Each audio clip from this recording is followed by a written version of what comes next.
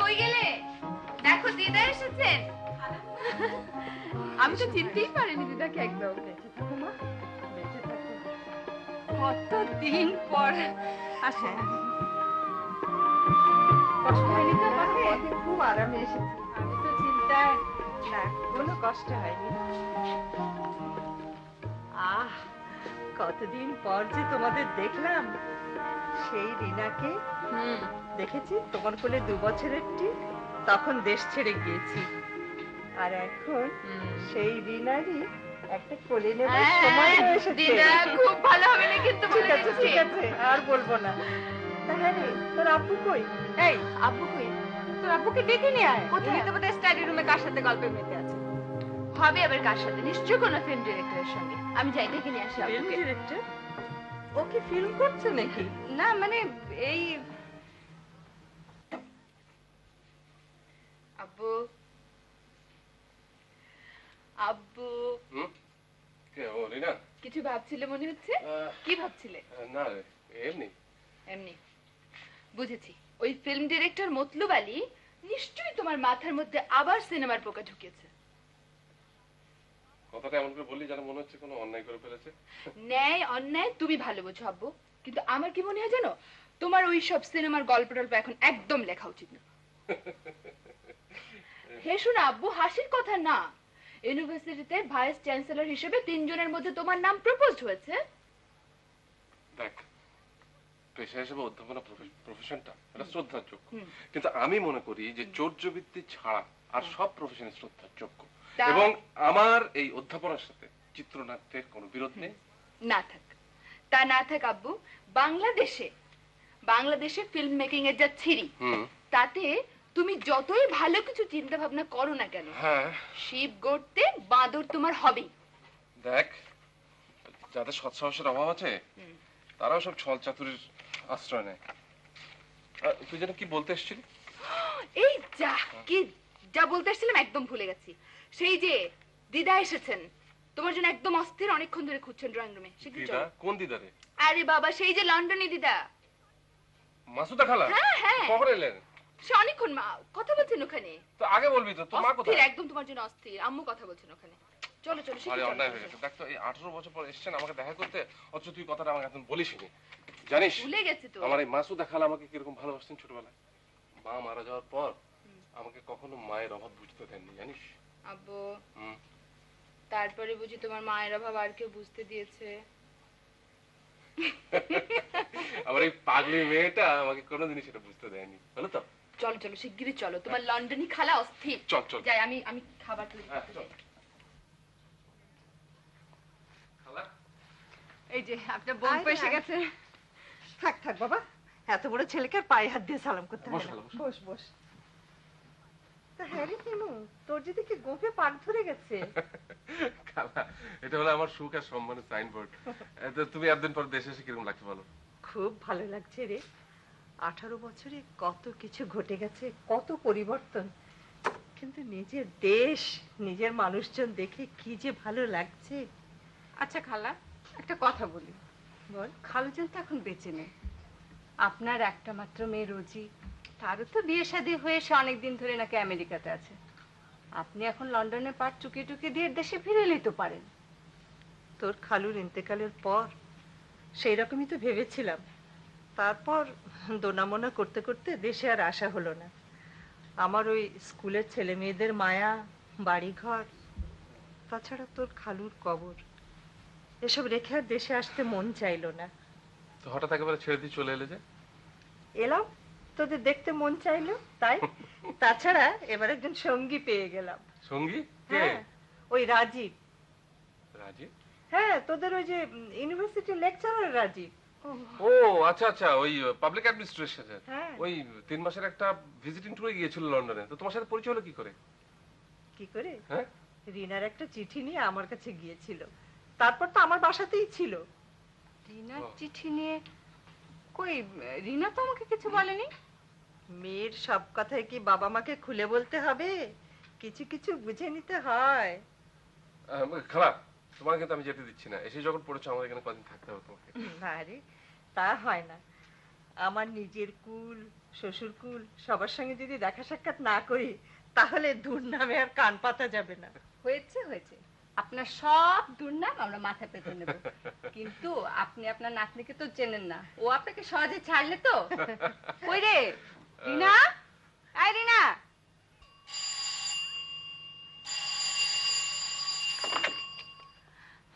Hello. আমি হুম। কি করছো? কেন? সংসার। সংসার? হুম। কার সংসার? বাবা মায়ের। তা আমার সংসারটা কবে হবে? আহা, সংসারের ভারী তো শখ। তা লন্ডন থেকে সংসারের জন্য কি আনা হয়েছে? এনেছি। হুম। জিনিসটা শুধু দামি না, লভ। ও বাবা, তা জিনিসটা কি শুনি? শুনবে? হুম। ভালোবাসা। ও বাবা, এই সাংঘাতিক জিনিস আনলে কি করে? তোমাকে ধরেনি? ধরেছিল। হ্যাঁ, তারপর? আমি বললাম যদি ধরেন তাহলে কি হবে জানেন? হুম। আকাশের চাঁদ টুকরো টুকরো হয়ে যাবে, তারাগুলো আগুনের ফুলকির মতো খসে খসে পড়বে। আরে শোনো শুনে নাও। আরো বললাম যে পৃথিবীর সমস্ত নদীর স্রোত, সমস্ত সমুদ্র শুকিয়ে কাঠ হয়ে যাবে, বাগানে ফুল ফুটবে না, পাখি গান গাইবে না, পৃথিবীর সমস্ত নারী বান্দা হয়ে যাবে। তারপর তারা কি করবে জানেন? আপনাদেরকে অভিসম্পাদ দেবে 1000 বছর ধরে। তোরা বুঝি তখন ভয় পেয়ে গেল? আরে ভয় পেলো মানে ভয় কাঁপতে শুরু করলো। তুমি তখন কি করলে? আমি হুম? আমি ওদের ওই শুকনো হৃদয়ের জন্য আমার ভালোবাসা থেকে এই একটু দিয়ে দিলাম। আরে এই মেয়ে অত হেসো না, তোমার হাসিতে তো টেলিফোন এক্সচেঞ্জ বাস্ট হয়ে যাবে। তুমি এই ভর দুপুরে আর জ্বালিও না তো, ওদিকে চুলে আমার ডিমের পুডিং রয়েছে। আরে এবার ছাড়ো ছাড়ো তো। যাক তোমার ডিমের পুডিং। শোনো, আমার কোটকে কি করছে? দিদা, দিদা ওদিকে আব্বু আম্মুর হেফাজতে। এই একটু আড়ি পেতে শোনো না কি বলা বলি করছে। ইস, আমার বইয়েই গেছে। যার জন্য করি চুরি সেই বলে চোর। আরে শুধু লন্ডন থেকে ঘটকে পটিয়ে পটিয়ে তোমাদের কাছে নিয়ে এলো। তুমি কি এখন বলছো? আরে বাবা, সবুর করো, সবুর তো করো। দিদা তোমার মতো তো আর মাথা মোটা না যে হুট করে উনি। এই যা, চুলে আমার ডিমের পুডিং এক্ষুনি পুড়ে যাবে, আমি রাখি। হ্যাঁ, আরে এদিকে তো আমি পুরো কাবা হয়ে গেলাম। আমার শোনো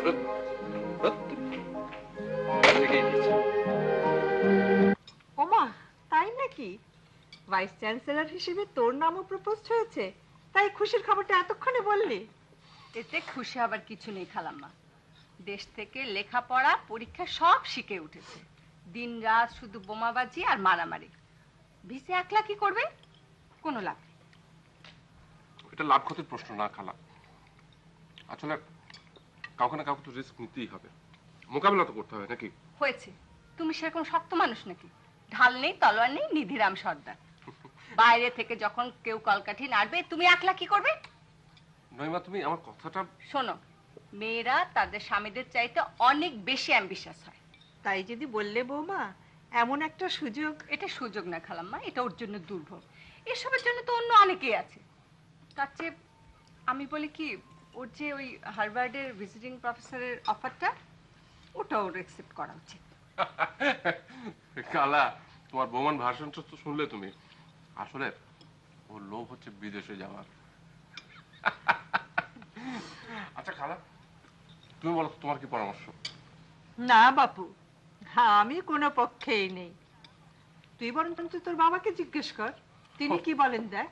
বাবার কথা বাদ দাও, বাবা এখন নিজের ফার্ম ছাড়া আর কিছু কথা শুনতে রাজি নয়। ওর শরীর এখন কেমন আছে রে? আব্বুর চেয়ে অনেক স্ট্রং।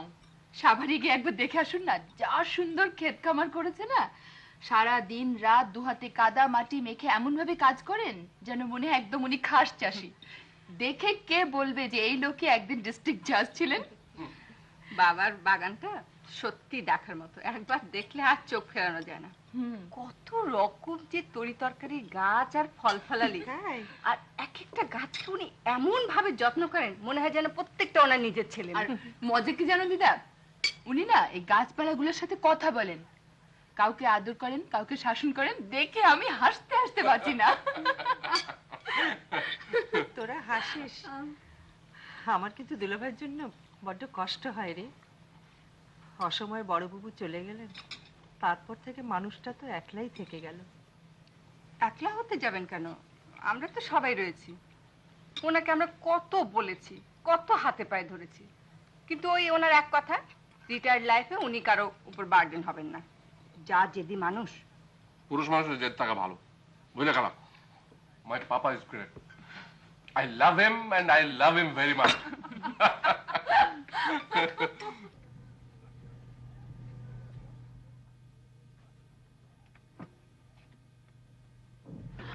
তুমি কেন, ভয় পেয়েছো? বই সরাতে গিয়ে আচমকা একটা মানুষের মুখ দেখলে কেমন লাগে বলো তো? আচ্ছা, আমার মুখটা বুঝি ভূতের মতো না? বলেছি ঠিক আছে, বিয়ে যদি না হয় তাহলে আমি আত্মহত্যা করবো। বইয়ের ভূত হয়ে তোমার ঘর মটকাবো। বেশি ভয় দেখাবে না, বেশি ভয় দেখালে আমি কিন্তু চেঁচিয়ে লোক জড়ো করবো। নীরবতা পালন করুন, এটা লাইব্রেরি। তুমি এখন যাবি, তোমার বকবকানির জ্বালায় কবির স্যারের টিউটোরিয়ালে নির্ঘাত ফেল করবে এবার। ঠিক আছে, তুমি আর ক্লাসের কথা বলতে পারো। দেখো শুধু পাস না, এবারে ফার্স্ট ক্লাস ফার্স্ট। আমার পাশে দাঁড়াতে হবে তো। যাও যাও, ভারী আমার বিদ্যা নিশ্চয়। আমার আব্বুর মতো বিদ্যা আছে ঘটে। পাউলিনেরও না তো, যাও কেটে পড়ো। ঠিক আছে, আমার একটা ক্লাস রয়েছে, এটা ছেড়ে দিলাম, বুঝলে? শোনো, বিকেলে দিদার সাথে দেখা করতে তোমাদের বাসা যাবো। ঠিক ঠিক?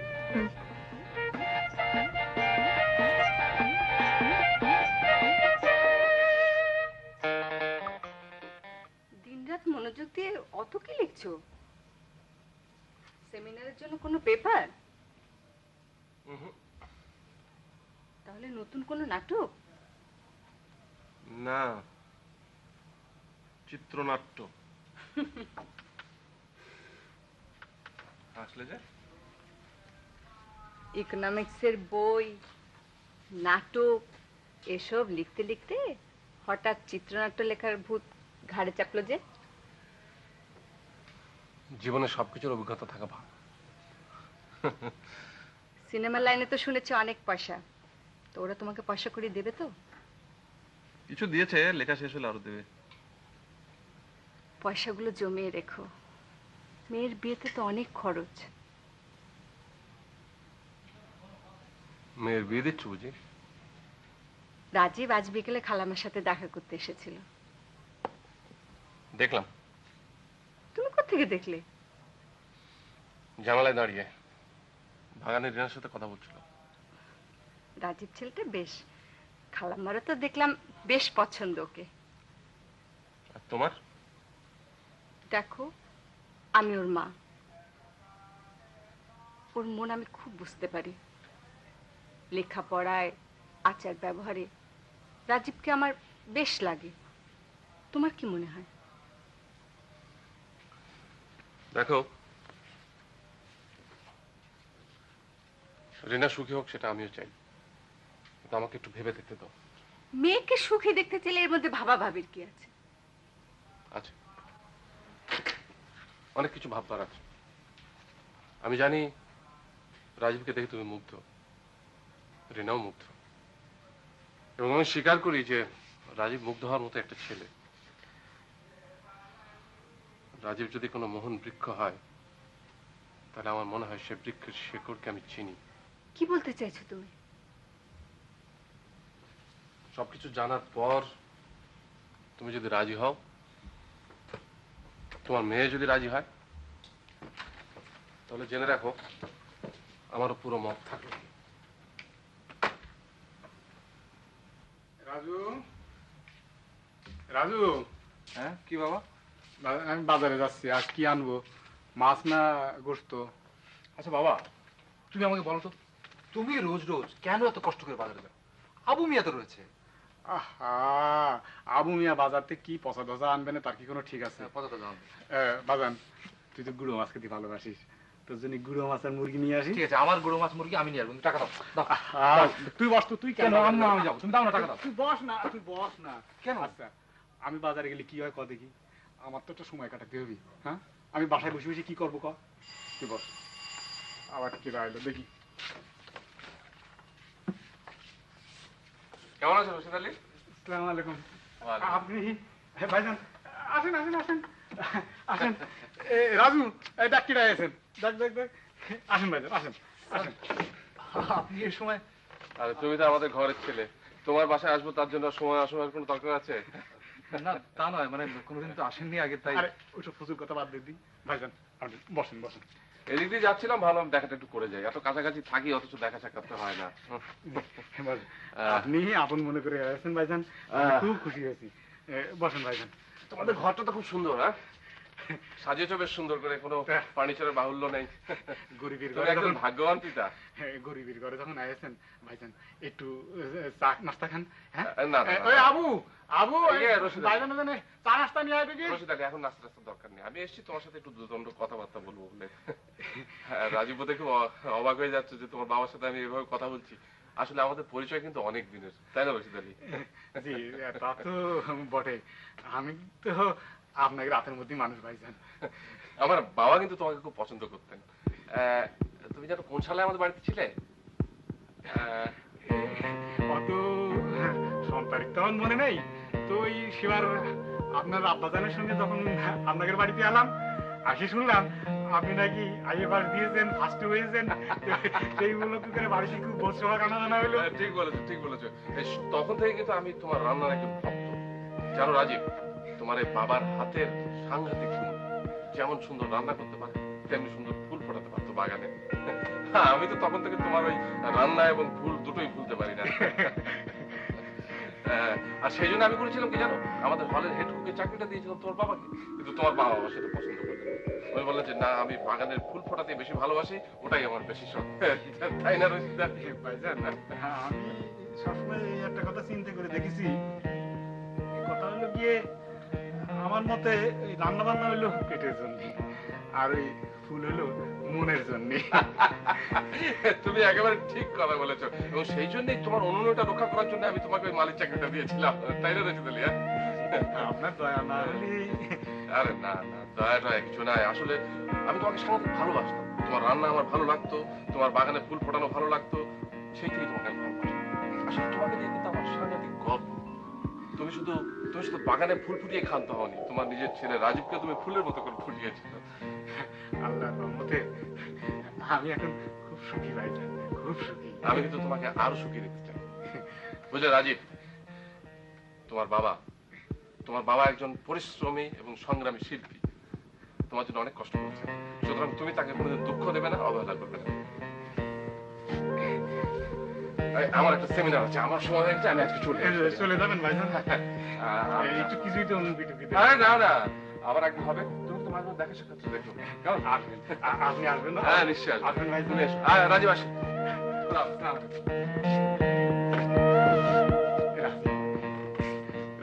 দেখলি তো ভাইজান, কত নামি দামি প্রফেসর, কত বড় মানুষ, আমার বাসায় এসে আমার সঙ্গে কেমন বন্ধুর মতো আলাপ সালাপ করে গেলেন।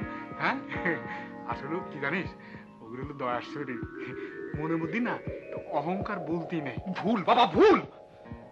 ওই লোকটার দেহ মনে একটা বিষ বৃক্ষ। কি করবো, ওই লোকটা একটাই তো। কি বলছিস বাবা, বাবা তুমি বুঝতে পারলে না? ওই লোকটা আমাদের চোখে আঙুল দিয়ে দেখিয়ে দিয়ে গেল ওদের তুলনায় তুমি আর আমি কি। রাজু? কি আমাদের পরিচয়?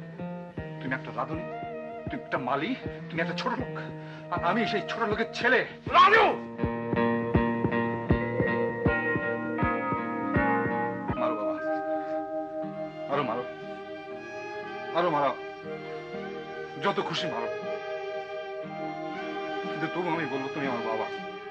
তুমি যাই হও, তুমি আমার বাবা। আমি তোমার সন্তান, তোমাকে আমি ভালোবাসি বাবা, আমি ভালোবাসবো। ওই লোকটাকে আমি ঘৃণা করি, সারা জীবন ঘৃণা করবো।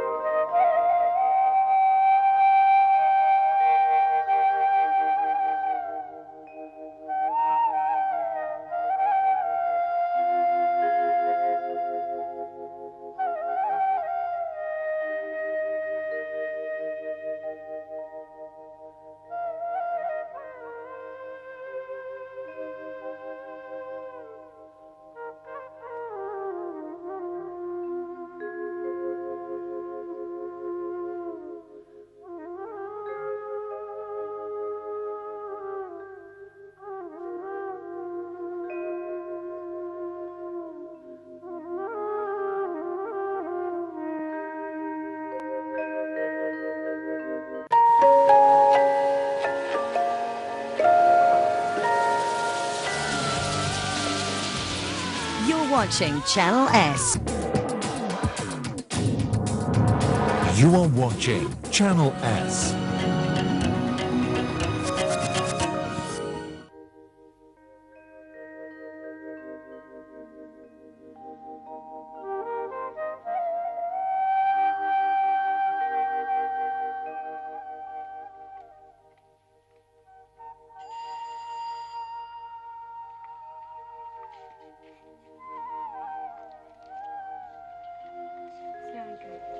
এটা কি রাজীব স্যারের বাসা?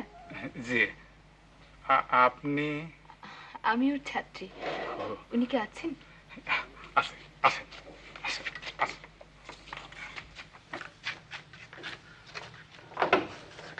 আপনি এখানে বসেন, আমি ওরে ডেকে দিচ্ছি। হ্যাঁ, বসেন বসেন। রাজু, রাজু, এদিকে আয়, ওই দেখ তোর সঙ্গে কে দেখা করতে এসেছে।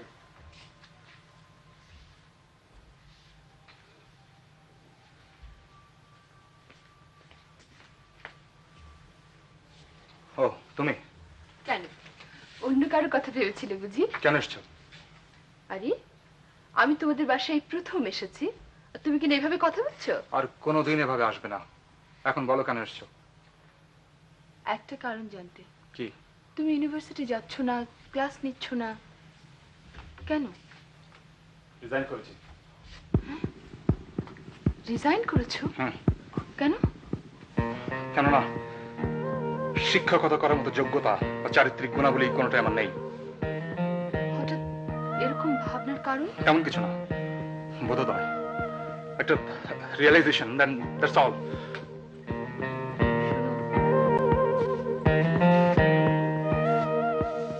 তুমি কি আমার কাছ থেকে নিজেকে লুকোতে চাইছো রাজীব?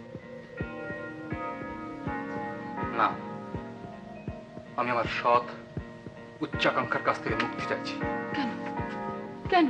রিনা, কোনো প্রশ্ন করো না, তুমি যাও প্লিজ। আমার প্রশ্নের জবাব না নিয়ে আমি যাব না।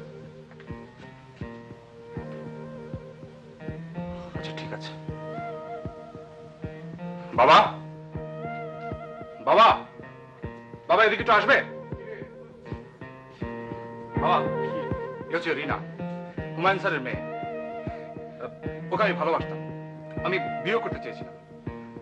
রিনা, ইনি হচ্ছেন আমার বাবা রশিদ আলী। তোমার বাবা আমার বাবাকে খুব ভালো করে চেনেন যেমন জানেন। সেদিন তোমার বাবা আমাদের বাসায় এসেছিলেন, অনেক গল্প গুজব করে গেছে। তোমাকে বলেছেন কিনা জানি না, কিন্তু আমি তোমাকে বলছি, আমার এই বাবা তোমাদের বাসায় এককালে কাজের লোক ছিল, ফলের বাগানের মালি ছিল। হ্যাঁ হ্যাঁ, তুমি আমার কাছ থেকে শুনে নাও। তুমি হুমায়ুন স্যারের মেয়ে, কত উঁচু তোমাদের বংশ। তোমার বাবা একটা মস্ত বড় প্রফেসর। তুমি কি পারবে, তুমি পারবে আমার এই বাবাকে, তোমাদের বাসার কাজের লোককে, ফলের মালিককে বাবা বলে ডাকতে? বলো পারবে? পারবে কিনা তোমার বাবাকে জিজ্ঞেস করে নিও। Now please leave us in peace. এসো বাবা। রাজু,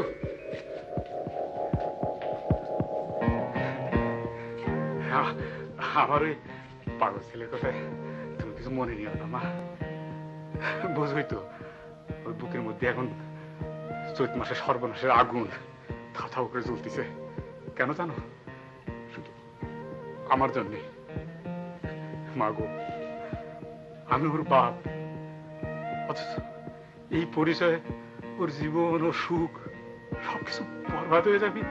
আমি আমি বাপ হয়ে কেমন করে সহ্য করবো কতিবার? আমার যদি উপায় থাকতো আমি এই মুখ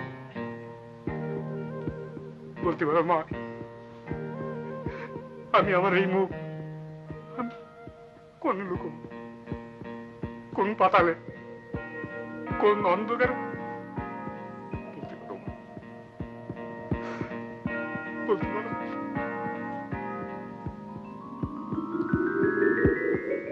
না না খালাম্মা, তা হয় না।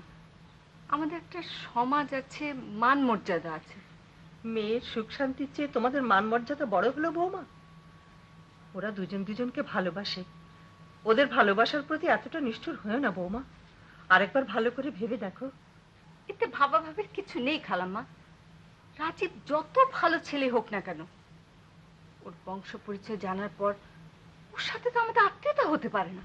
বৌমা, মানুষকে তার বংশ দিয়ে বিচার করো না।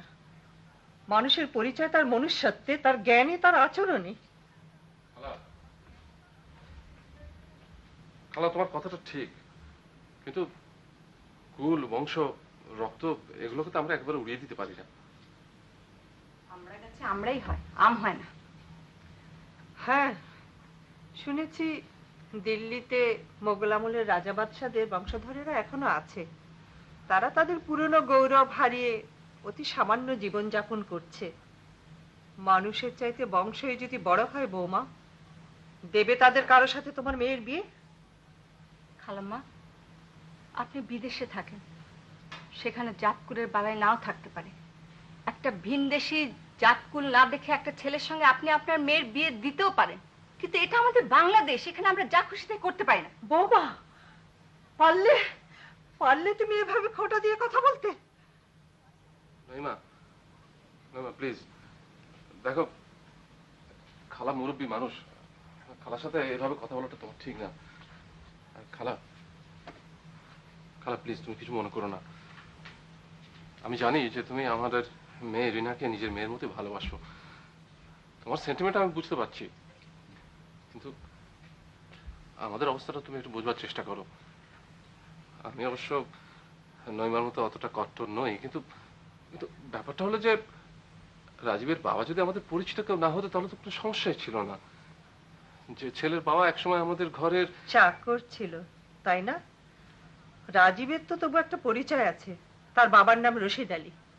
অন্যের বাসায় চাকরের কাজ করত, রান্না করত, নিজের ছেলেকে মানুষ করার জন্য পরিশ্রম করে অন্যের বাগানে ফুল ফোটাতো। কিন্তু তোমাদের কি আছে? আমাদের কি আছে মানে? আমার বাবা সৈয়দ শাহাবুদ্দিন পাকিস্তান আমলের একজন সিএসপি অফিসার ছিলেন। তোমার কথা হচ্ছে না বৌমা, বলছি হিমুর কথা।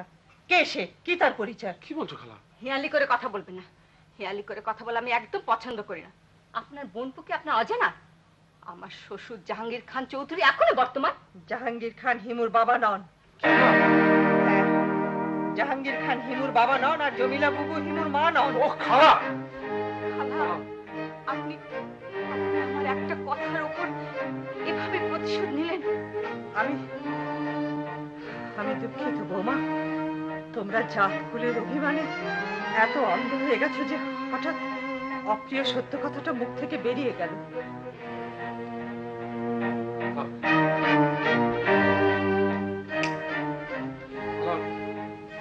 গত 45 বছর ধরে এই সত্যটা আমি জানতে পারিনি কেন খালা? হিমু, দুলাভাই তোকে তাদের সন্তানের মতো করেই মানুষ করেছেন, কোলে তুলে নিয়েছিলেন, লেখাপড়া শিখিয়েছিলেন।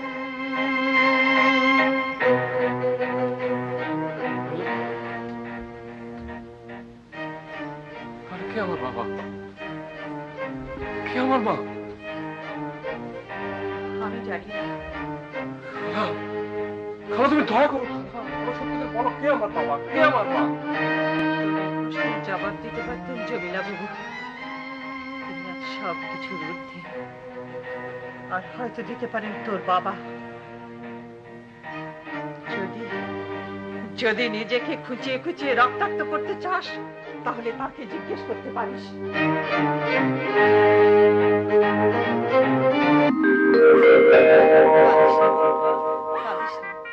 এমন করে কাঁদিস নে, এত তাড়াতাড়ি হতাশ হওয়ার কি আছে? কাঁদিস নে বোন, একটা কিছু হবে। কাঁদিস নে, আর কাঁদিস নে।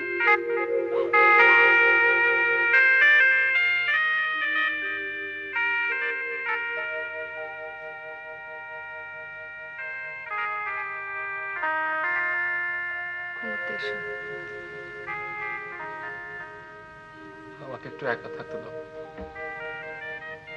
অত চিন্তা করে না তো, চলো ঘুমাবে। আর ঘুম আসছে না যে। যে কেন এমন করে কথাটা বললেন? আমার মনে হয় আমার উপর রাগ করে কথাটা বলেছেন খালাম্মা। না না, খালাকে আমি খুব ভালো করে জানি। মিথ্যা কথা বলার মানুষ খালা নন।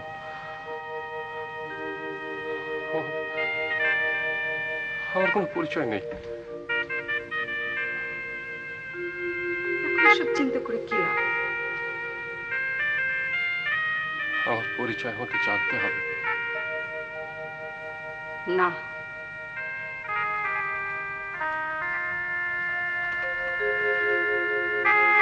আমি আমার সত্যকে জানতে চাই। কে আমার বাবা, কে আমার মা, আমার ধমনীতে কার রক্ত বইছে আমি জানতে চাই। কিন্তু সে সত্যের চেহারা যদি নিষ্ঠুর হয়, কুৎসিত হয়, তারপর তুমি কি পারবে তোমার সেই পুরনো জীবনে ফিরে আসতে? সবাই হাসবে, ঘৃণা করবে, ঘৃণার জীবনটা নষ্ট হয়ে যাবে। তোমার মান সম্মান, তিল তিল করে গড়ে তোলা তোমার এই ক্যারিয়ার, তোমার নিপুণ হাতে গড়া তোমার সুঠাম জীবন, সব সব ধ্বংস হয়ে যাবে।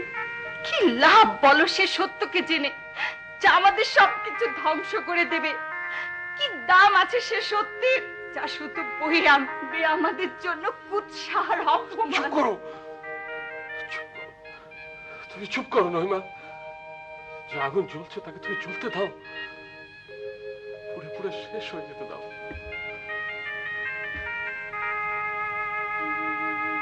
তোমার মনের শান্তির জন্য আমাদের সবাইকে পুড়িয়ে মারবে? আমি শুধু আমার জন্মদাতা বাবা মাকে একটা প্রশ্নই করতে চাই, তোমরা কেন আমাকে তোমাদের কাছে রাখতে চাওনি?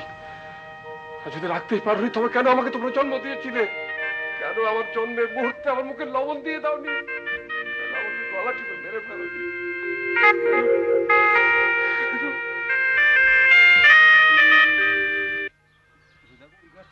মরে যাওয়া হচ্ছে, দেখো ঠিক আছে। হ্যাঁ ঠিক আছে, ঠিক আছে। আচ্ছা। আর ভার হয়ে গেছে, হ্যাঁ ভারী হয়ে গেছে, ভারী হয়ে গেছে না? জি। হবেই। আচ্ছা বাবা, কে? ও তুমি কখন এলে? এই তো একটু আগে। নইমা, রিনা ওরা এসেছে? না, আমি একাই এসেছি। এ সময় হঠাৎ একা? তোমাকে দেখতে। আমাকে দেখতে? তা কেমন দেখছো? ভালো আছি। আর তোমার এই সবজি বাগানের ছেলে মেয়েরা? দে আর ফাইন, দেখছো না? দে আর হেলদি, কেমন হাসি খুশি তাদের চেহারা। হ্যাঁ, এই যে লোক একটু ডাউন। ওদের দেখে আমার হিংসা হচ্ছে বাবা। কেন?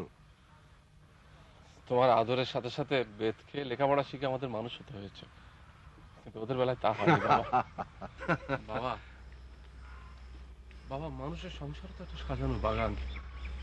সেখানে যদি ভাইরাসের আক্রমণ হয়, সেখানে যদি ধ্বংসের মড়ক লাগে। হিমু, তোমার কি হয়েছে? কি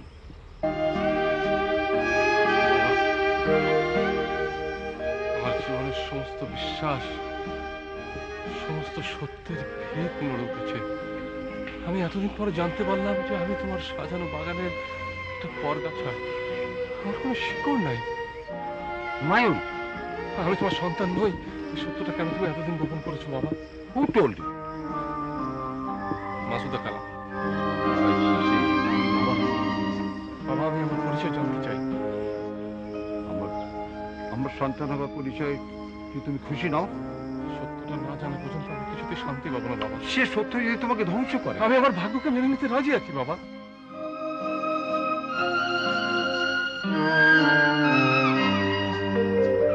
বাবা, রক্তই মানুষের ভবিষ্যৎ নির্ণয় করে কিনা আমি তাই জানবার জন্য তোমাকে নিজের সন্তান হিসেবে মানুষ করেছি। একদিন মনে করছিলাম ব্লাড ডাজন্ট ম্যাটার। আর তুমি যে জানতে চাইছো এর উত্তর আমার কাছে নেই। তোমার অন্য পরিচয় আমি জানি না।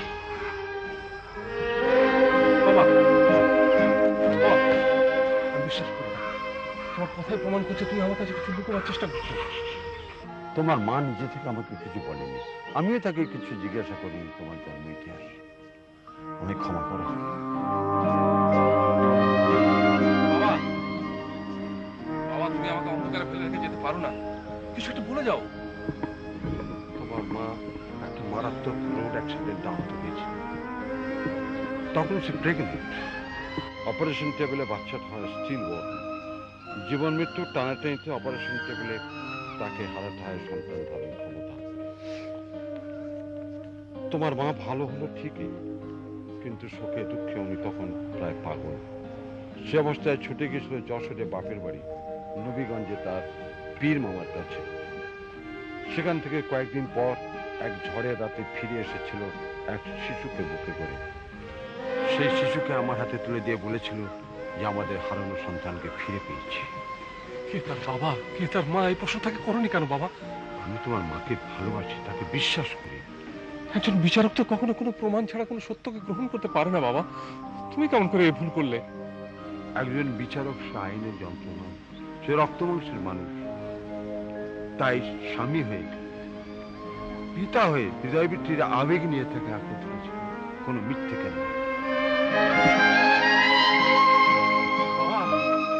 বাবা বলে যাও, আমি এখন কি করবো? জানতে চাও? Search your own root.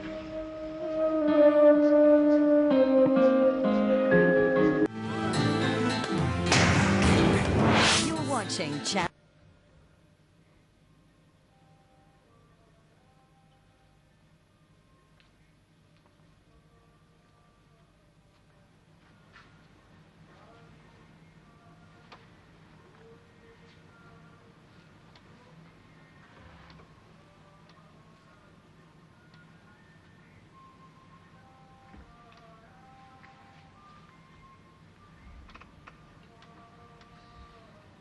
তারপর অধ্যাপক সাহেব, আপনার কি খেদমত করতে পারি আমি?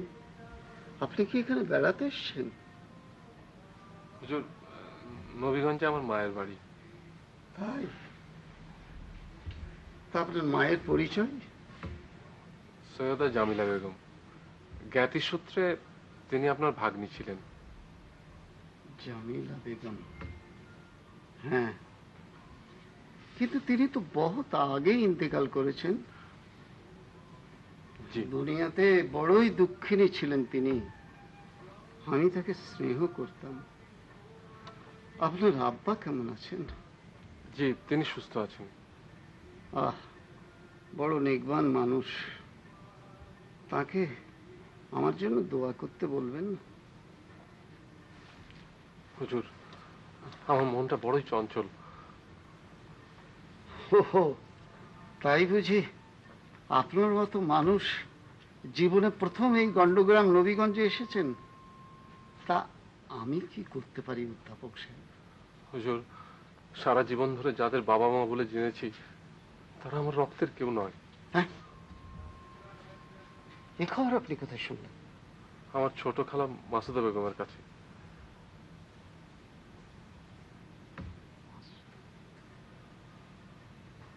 অধ্যাপক সাহেব,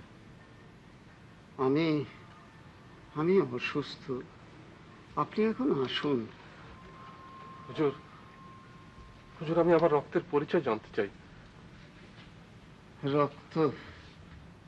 রক্তের চাইতেও হৃদয় অনেক বড় অধ্যাপক সাহেব। আর সন্তান পরিচয়, হৃদয় দিয়ে যারা আপনাকে মানুষ করেছেন তাদের কথা ভাবুন, তাদের শুকরগুজারি করুন। যারা আমার আসল মা বাবা, তাদের কাছে আমার কিছু প্রশ্ন আছে, তাদের কাছে আমার খুঁজে বের করতেই হবে হুজুর। আল্লাহ আলেমুল গায়েব, তিনি সব জানেন, সব বোঝেন। তাঁর সাহায্য চান। আমার মা এই নবীগঞ্জ গ্রাম থেকে আমাকে নিয়ে গিয়েছিলেন। আপনার তো সে কথাটা অজানা থাকার কথা নয় হুজুর। আমি শুধু এটুকু জানতে চাই যে তারা বেঁচে আছেন কিনা। জামিলা বেটিকে আমি জবান দিয়েছিলাম। 45 বছর আগের ঘটনা মনে করে আমি আমার জবান খেলাফ করতে চাই না। আপনি চারিদিকে খোঁজ খবর করে দেখুন, আল্লাহর মর্জি হলে তিনি নিশ্চয়ই আপনাকে সাহায্য করবেন।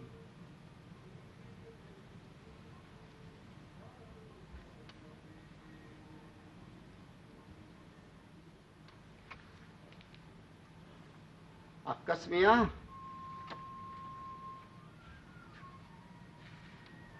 হুজুর, এই অধ্যাপক সাহেব নবীগঞ্জে যতদিন থাকবেন তার খাওয়া থাকার যেন ভালো ইন্তজাম হয়। উনি আমার আত্মীয়, খেয়াল রেখো যেন কোনো তকলিফ না হয়। জি হুজুর।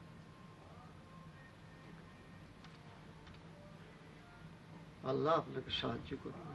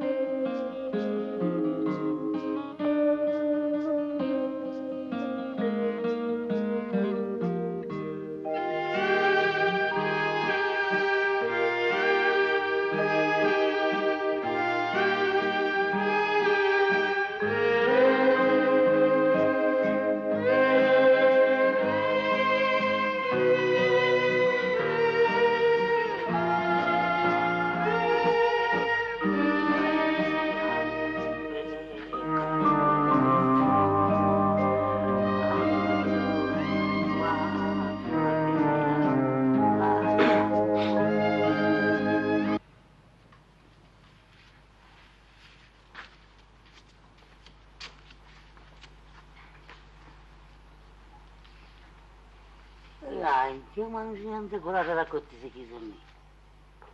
এ আবার কোন বিপদের আলামত?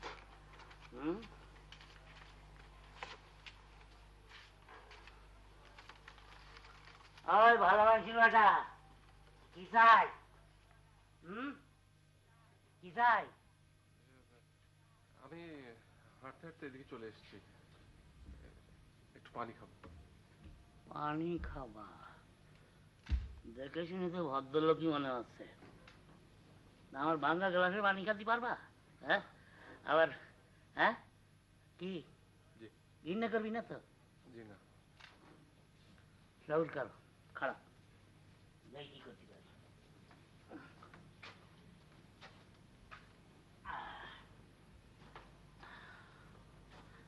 গাছের ডাব পাড়িয়ে রাখছিলাম, বুঝলে?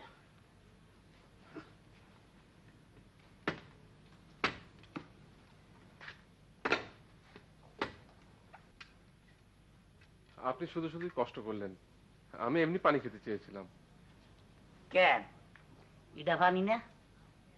তোমার কপাল ভালো, খাও। ভাঙ্গা গ্লাসে দিলাম না, এই আল্লাহর দেওয়া গ্লাসে খাও।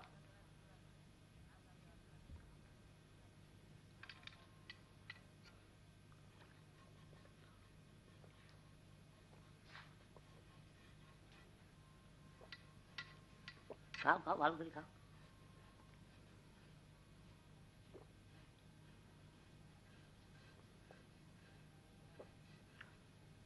তুমি দেই হও বাবু, পানি দিয়েছা মিটে থাকলি, এবার কেটে পড়ো, বুঝলে? আমার খেতে কাম আছে। কিন্তু আপনার সাথে তো পরিচয় হলো না। গ্রামের মানুষের বুঝ করো, বুঝলে? পরিচয় জানতে পারলি তাহলে আর এদিকে পা বাড়াবার সাহস পাবো।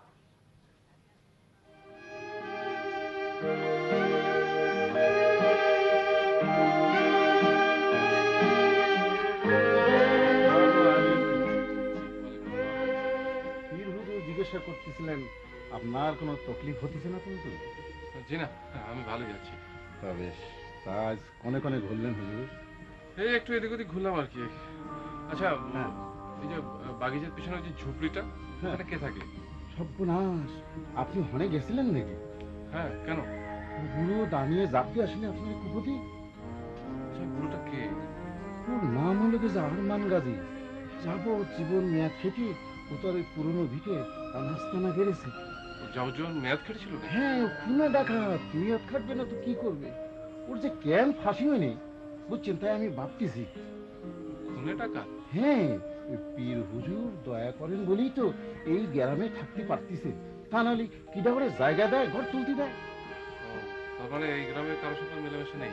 না, এই গ্রামে পীর হুজুর ছাড়া কেউ ওরে দেখতে পারে না। তো আপনি বিদেশি মানুষ, ওই বুড়ো ত্রিসীমানায় আর যাবেন না। যাকে বেলা হয়ে গেল, আমার হাটে যেতে হবে। তো চলি, দোয়া খের। আসসালামু আলাইকুম। ওয়ালাইকুম আসসালাম। আল্লাহ খাইর।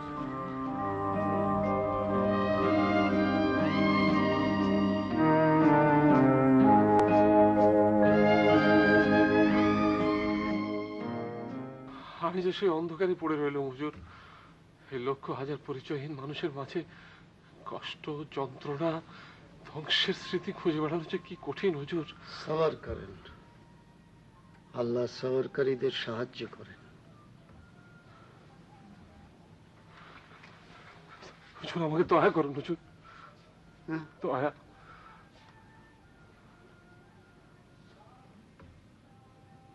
হতাশ হওয়ার কিছুই নেই,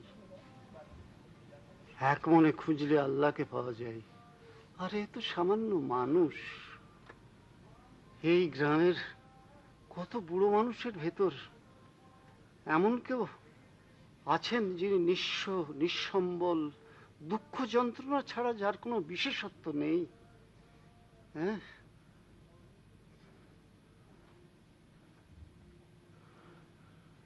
আপনি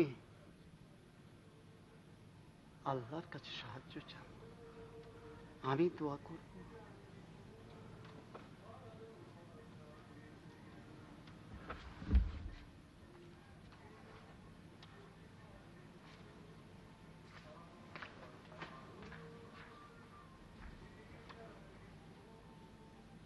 ইয়া রহমতুল্লাহ, ইয়া আল্লাহ, তুমি সবার মঙ্গল করো আল্লাহ।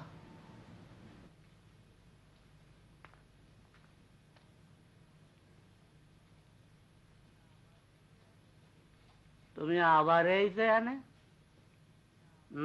জি, আমি এসেছি। কি জন্যে? আপনি তো বলেছিলেন যে আপনার নাম পরিচয় জানার পর আপনার ত্রিসীমানায় আসতে আমি সাহস করব না। তাই সাহস দেখাতে আইছো? না, তা ঠিক নয়। আর তাছাড়া আপনার কথাটাও তো ঠিক নয়।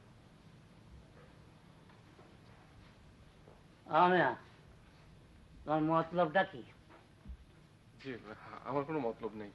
তুমি পুলিশের লোক না জোরদারের লোক?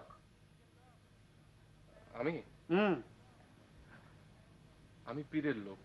হ্যাঁ, মানে আমাকে পীর হুজুরের মুরিদ তুমি? না, আমি মুরিদ নই, আমি ওর আত্মীয়, ঢাকা থেকে বেড়াতে এসেছি। তাহলে তো তোমার আর তুমি বলা যাবে না, আপনি ক্ষতি হবে। না, আপনার যা ইচ্ছা আপনি তাই বলবেন, কোনো অসুবিধা নেই। আচ্ছা, তুমি যখন এখানে আইলে এই গাঁয়ের কেউ তোমাকে কয়া যায়নি যে মানুষটা খুব খারাপ? যে যাই বলুক না কেন, পীর সাহেব যখন আপনাকে ভালোবেসেছেন, আশ্রয় দিয়েছেন, আপনি নিশ্চয়ই মানুষটা খারাপ নন। ওই পীর হুজুরির দয়াই তো আমার জীবনটা এখনো দুঃখ দুঃখ করতেছে, নালি ওই জোরদাররা কবে আমারে ফাড়ি ফেলাতো।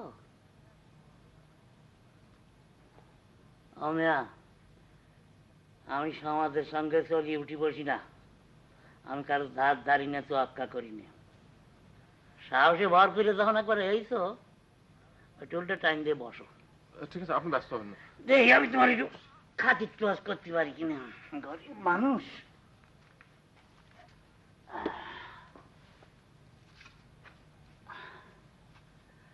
হ্যাঁ,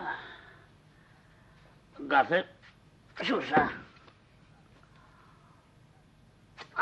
শসা ছোলা লাগবে কি জানি, তুই মানুষ না, চিবয়ে খাও না।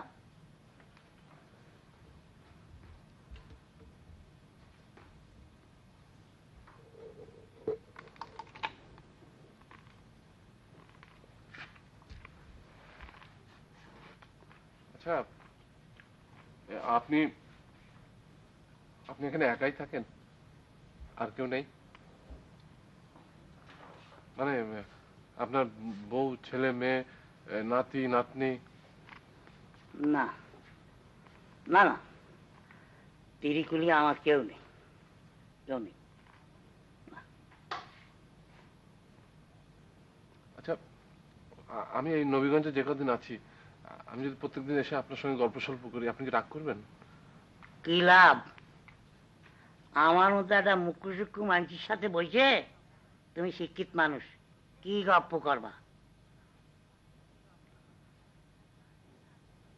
মন যদি চায় তাহলে আসতে পারো, কিন্তু আজকে যাও, আজকে আমার শরীরটাও ভালো না, মনটাও খারাপ। ঠিক আছে।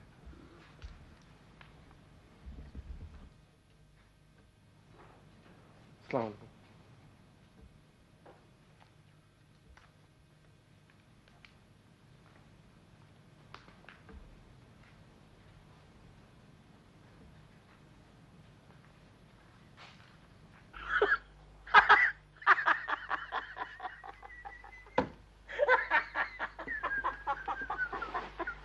ভালোবাসা, ভালোবাসা, যে ভালোবাসার মধ্যে দোজখের আগুন নেই, আছে শুধু বেহেশতের আলো, যে আলোয় চাঁদ উঠে, ফুল ফোটে, বৃষ্টি হয়, বাতাস বয়।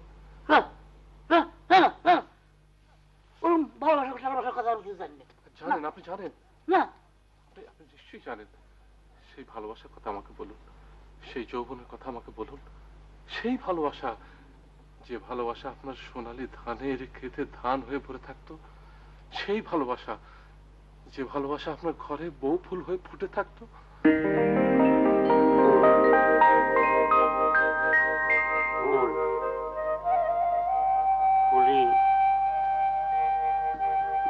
বউ?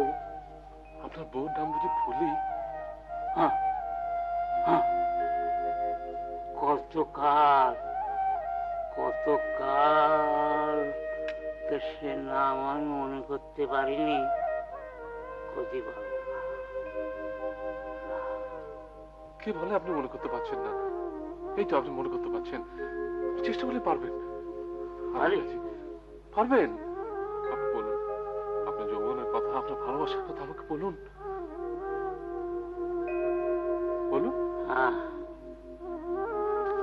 কোথায় কোথায় সেই খাদের কথা যখন তুলিছ, তাহলে তোমার কথার জবাব আমি দেব।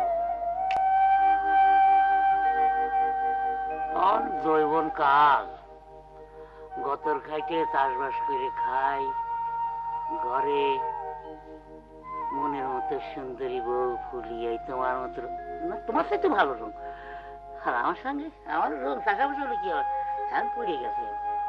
আর সুখীর দিন তো তত্তরায় চলে যায়। ফুলি দেখতে না দেখতে পোয়াতি আলো, তখন বোধ করি 8 মাসের। 8 মাস। হ্যাঁ না, মানে একটু আগেতে কইতে, মানে তুমি তো বলবো না, ওই জমি জমা নিয়ে জোরদারদের সাথে আমাকে, মানে চাষাবাসের চিরকে এলে বিবাদ, বুঝলে?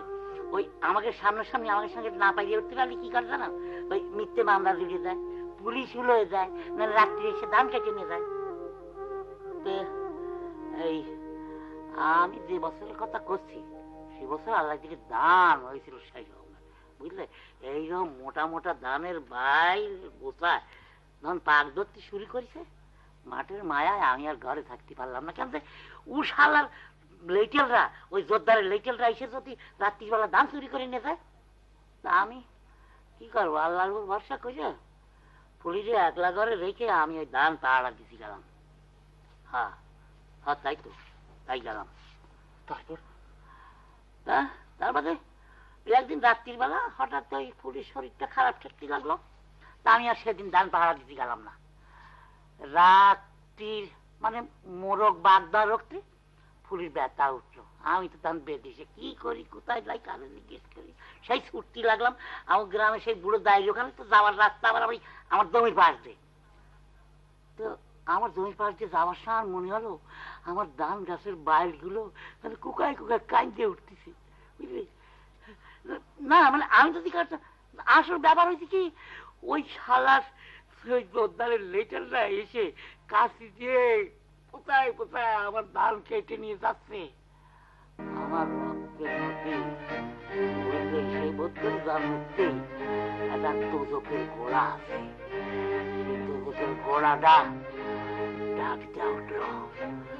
আমি আসমান জমিন খাইয়ে বাস পড়ার মতো আওয়াজ করিয়া তাকে ভূতের বাচ্চাকে চাপায় পড়লাম।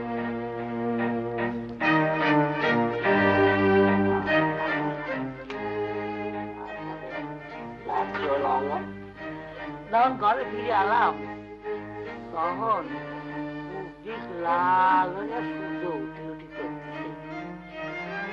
আমার শরীর বড় রক্ত, দুই হাতে রক্ত, মুড়ি রক্ত, দই রক্ত, ঘরের মধ্যে পাড়া দিয়া দেরি কি মাটি রক্তে ভেসে যাচ্ছে। আত্মা ফুরিয়া চিকুর করে কাঁদছে।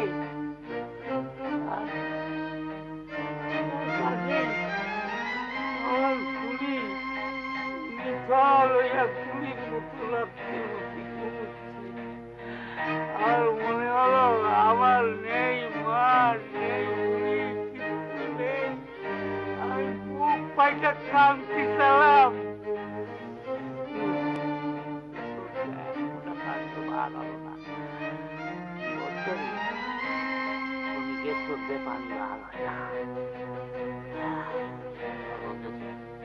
বাচ্চাটার কি হলো? আমার কি তখন হুঁশ ছিল? আমি কি করবো? আমার তখন কি অবস্থা? মনে পড়তেছে বোধ করি সেই সময় একটা সাপ সূত্র নিয়েছিল, আগে বলে মনে পড়লো না। কিছু কোথায় কলো কি যে কলো তা আমার মনে নেই। খালি দেখলাম ওই বাচ্চাটার নাড়িটা খুব যত্নের সাথে দেখে আসল দিয়ে ওর গায়ের রক্ত টক্ত মুছে ধোয়া মুছে একটা কাপড় দিয়ে পেঁচায় নিয়ে বার চলে গেলাম। জাগ দিয়ে না ঠেকালাম না, বাজার দিলাম না। আমি বাজার দিয়ে কি করবো? আমি তো বাচ্চা বাঁধতে পারবো না, বুঝলে না? আমি তো বাচ্চা বাঁধতে পারবো না।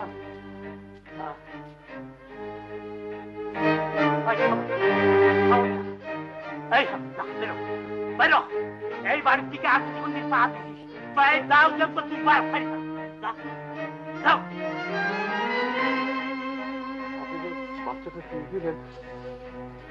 কোনোদিন তার কোনো খোঁজ নেননি?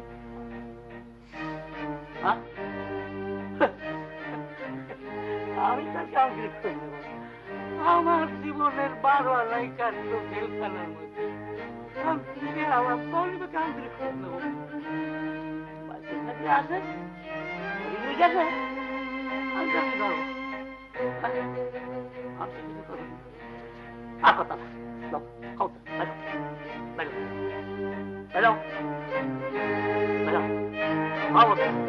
আর কোনদিন এমনি আমার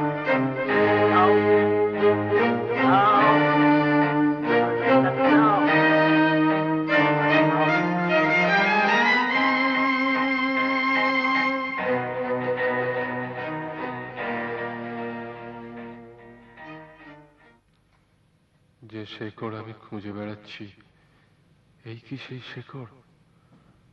বৃদ্ধ আরমান গাজী তাহলে আমার জন্মদাতা, আমার পিতা।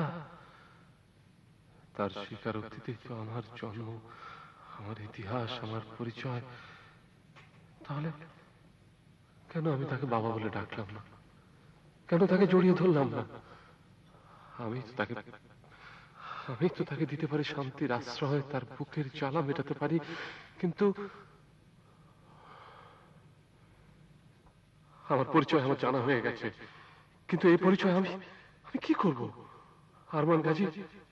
আরমান গাজী, আমি তোমাকে অরণ্য থেকে শেকড় শুদ্ধ উপড়ে নিয়ে আবার রোপণ করব আমার নগর গৃহে, আমার সাজানো বাগানে।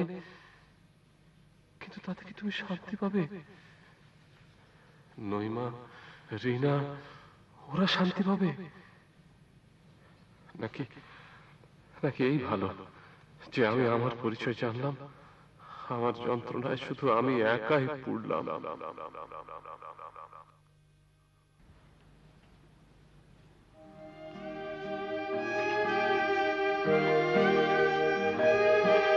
আমার মনটাই করছিল তুমি আবার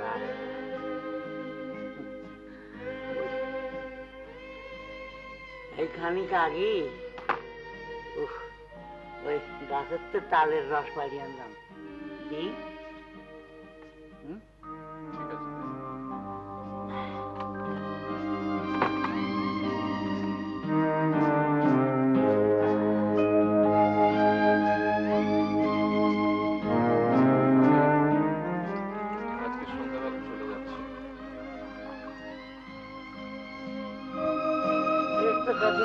গ্রামে ঘুরি বেড়ালেন, এখন ঘরের ছেলে ঘরে ফিরে দাঁড়াই। আপনি আমার সাথে যাবেন? আমি যাবো মানে আমার বাড়িতে। সেখানে আপনি থাকবেন, খাবেন, ঘুমোবেন, বেড়াবেন।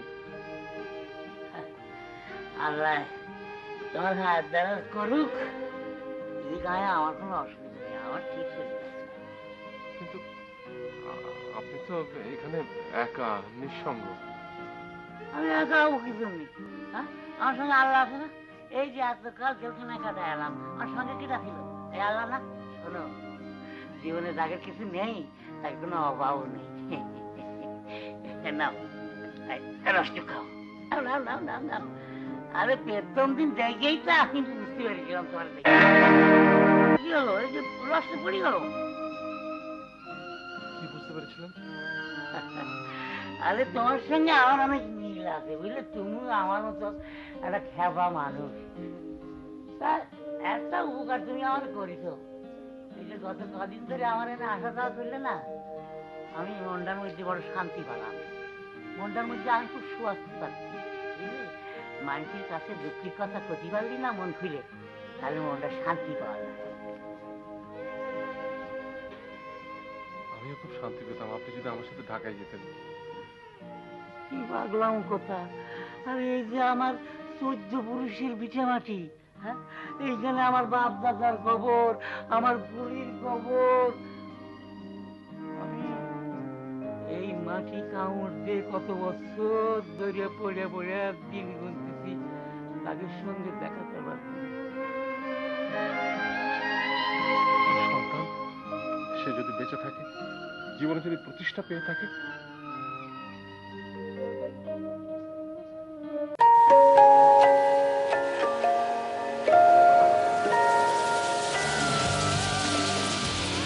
You're watching Channel S.